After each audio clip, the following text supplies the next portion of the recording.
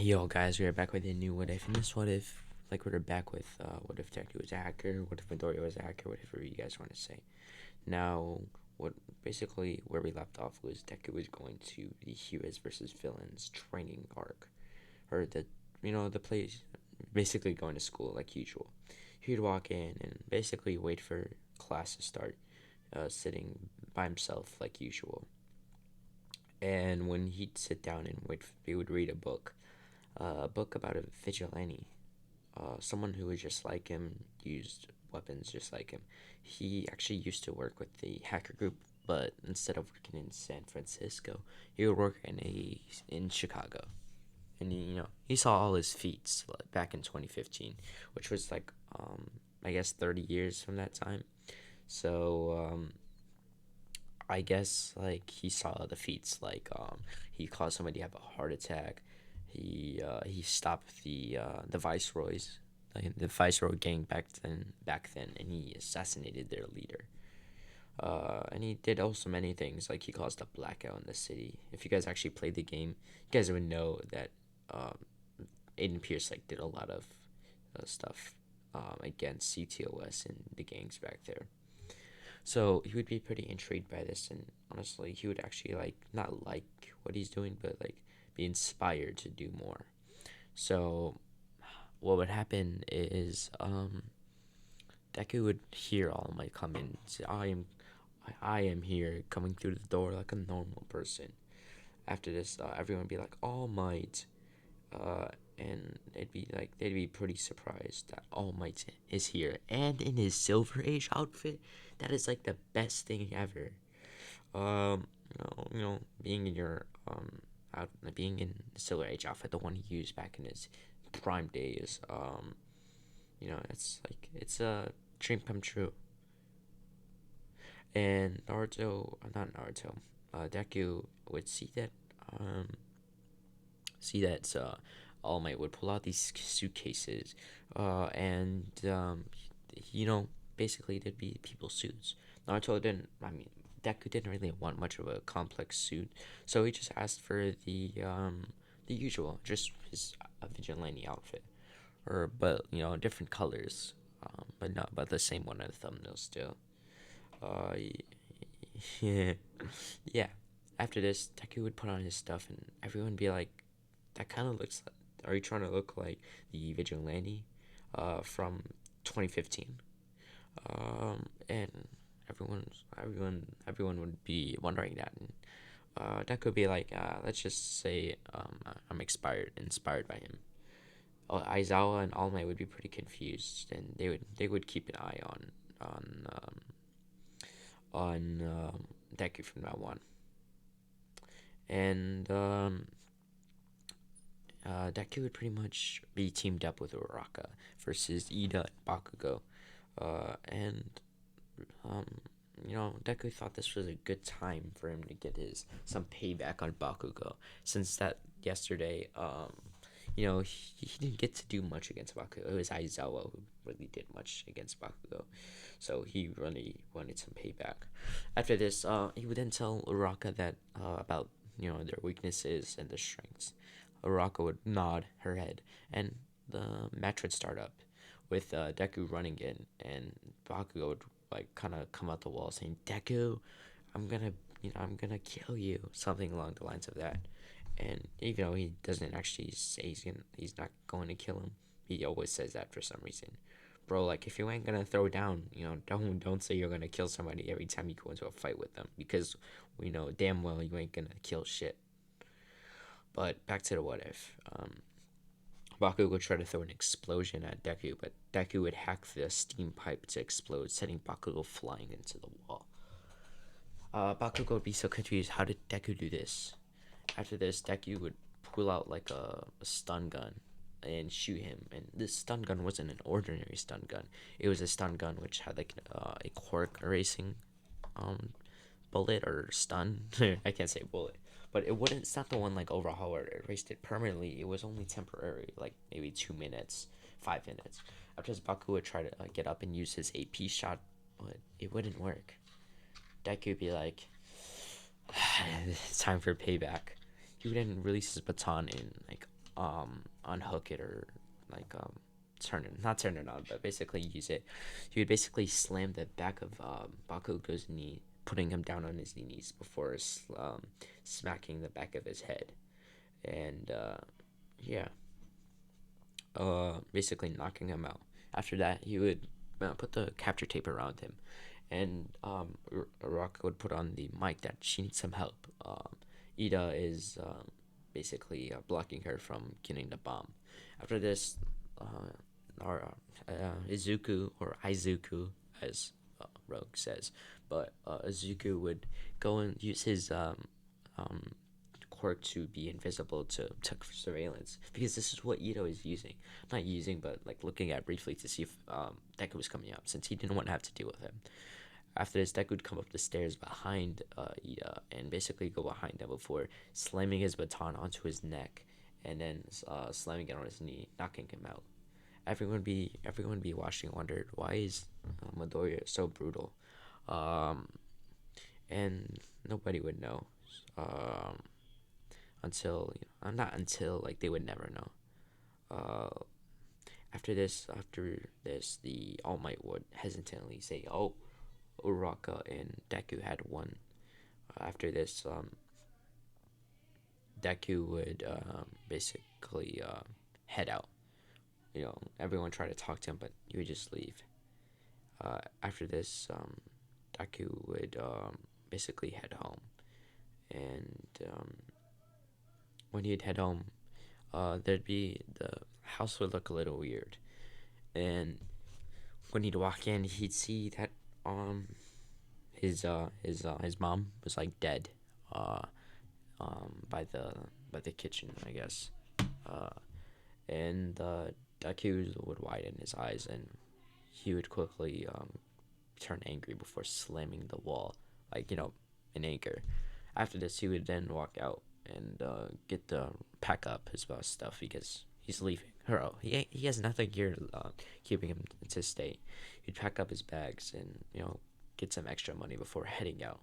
He would then get on the plane to San Francisco after taking a few pictures of the scene to get some evidence, since he did not want to be there for when the police came. Right before he left, he called the police, saying that there is a noise disturbance at at his house, before he would get on his motorcycle and drive away. Deku would then head over to the airport, buying a ticket to San Francisco, the Bay City in California. After this, Deku would hop on the plane and basically prepares, I guess, his plans now to get revenge. Um, After his plane ride and his constant ruminating thoughts, ruminating, if you guys don't know what ruminating means, it just means thinking. Uh, and Deku would hop off the plane, walk and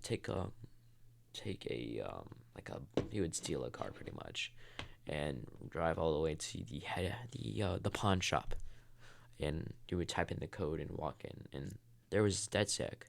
It was Satara, Marcus, Wrench, and Horatio, and Josh, and what's the other guy's name? The guy Raymond Kenny. That's his name. After this, Deku would start to stitch out a board, like get out a board and start to stitch pictures on there. Everyone would be like, "Yo, what the fuck? Why there's like pictures of some dead woman there?" Um, Deku would say that this is a personal case, and that he's gonna find out who did this. They would be like, "Oh yeah, we're all with you there." And after this, they would spend the next, I guess, 3 months just finding out who did this. They would have to hack a lot of CTOS towers. They would have to do more of what Deku did in the 10-month training arc, exposing security companies, exposing the CFO of CTOS. If you have to do more than that just to find out who murdered somebody, it has to show that someone tried to definitely sweep this under the rug a lot.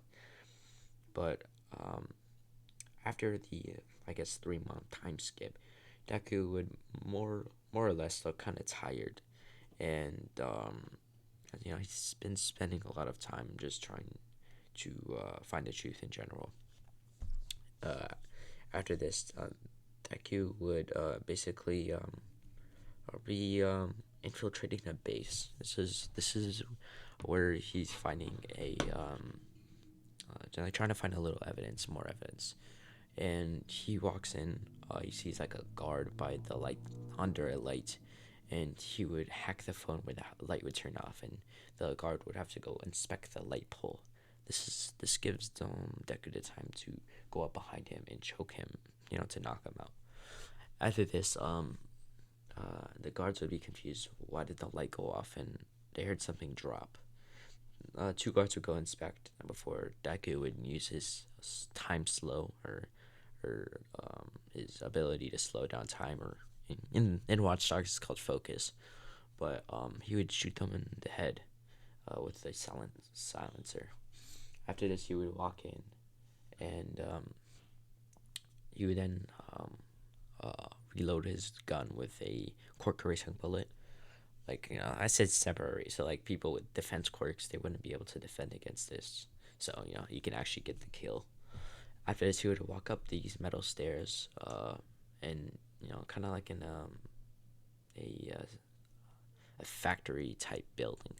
He would walk up the stairs, and he would see another guard standing by the doorway, a doorway to a small little building inside the big building. After this, he would quickly distract him with a machine making noise. The guard would turn around, and Deku would use his quirk erasing bullet and shoot this guy in the back of the head, eliminating him. After this, Deku would quickly lock the door and open it. After this, he would lock the door behind him with his phone to make it look like nobody was in there. He would then plug the drive in the laptop and try to download the data. When this would happen, a person would come up on the screen. This would be none other than All For One. And he'd say, it's the vigilante. I've been waiting for you. Not focused on All Might anymore. And before Deku could download the data, he says, you're not taking my data. Before this, All For One say, this is what happens to rats or mouses who try to steal my fortune. When this would happen, All For One pull out a remote, and he would press it, and all of a sudden there'd be a timer everywhere, 1 minute. What does that mean? Deku would quickly think and realize that this is a bomb. After this, he would quickly jump over the railing and run out the door, or like run, and then right at around 10 seconds, he'd run out the building, and like in the background, you get kind of like a badass explosion there, and and the police would be called. So Deku would have to quickly go to his phone and use the blackout option before getting on his motorcycle and driving away. After this, Deku was kind of angry, like this was his only way to get his evidence, and it was blown up by this All For One guy. He got whatever was on the drive. It was like 23%, and he plugged it into the laptop that was in the basement of DedSec. And he looked through the evidence, and he actually saw he got like a little bit of a video, but it stopped like midway. In the video of who actually did it. Like, the person was making a video, and this was just the murderer. It's not the person who set it up. It was just like his mask was halfway off. He's taking it off.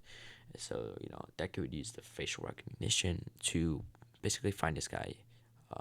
And he'd realize this guy was Endeavor, the number 2 hero. Why would the number 2 hero be working for All For One? Then Deku would go through all his research and all the rumors he's found on the dark web, and it would all click. This is exactly why Endeavor would do this, or what Endeavor would be an assassin. After this, you would then start plotting ways to go after him. And Deku would then hop on a plane back to Japan, and once he'd get there, he saw the news boards. Apparently, somebody attacked the USJ.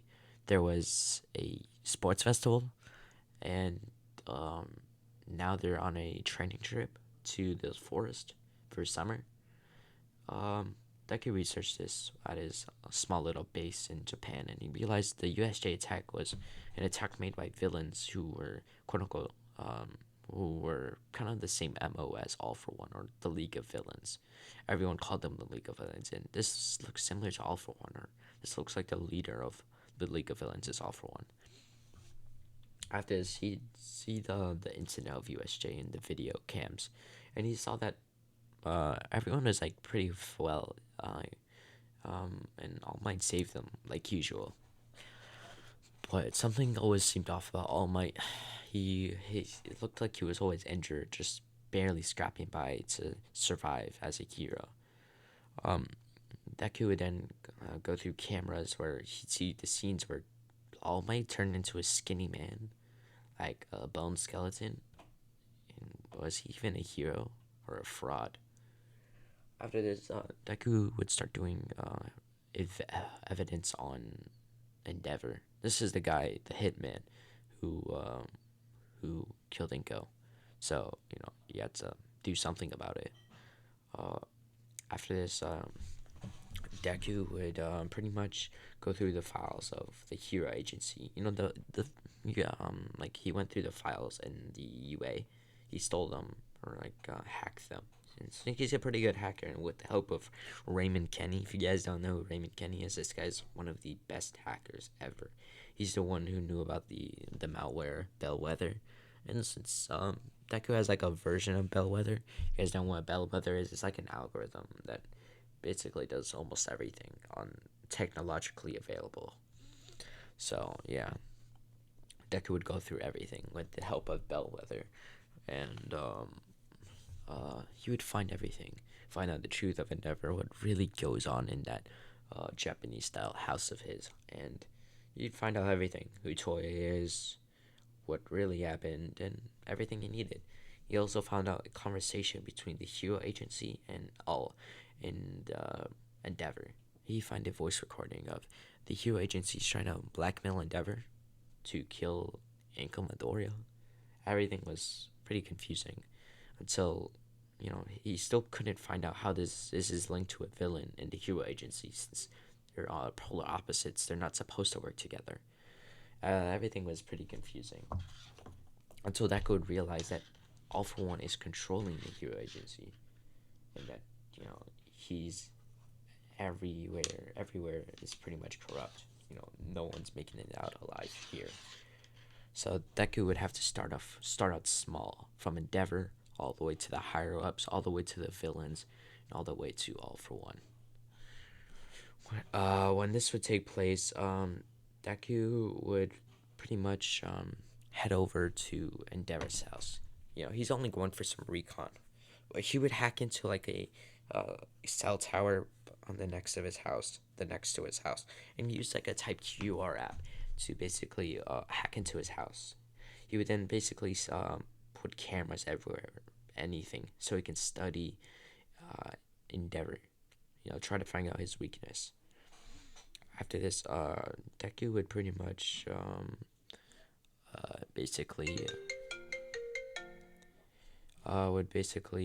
like hack Endeavor, like hack everything, and he would try to get some recon on Endeavor himself, so he could actually get rid of him. After this, that would be pretty much it. Deku would get intel on Endeavor himself, and I just received a phone call, so that is, rip, whoever was calling me. But after this, Deku would pretty much get his intel on Endeavor, and this is where I'll be leaving off part 1 with the summary. Basically, Deku, his mom's died, so he moved to San Francisco, and he's getting revenge now for everything. And now he's finding out more secrets day by day. And yeah, part 3 will definitely come out tomorrow, or the day after tomorrow. But other than that, peace out, guys.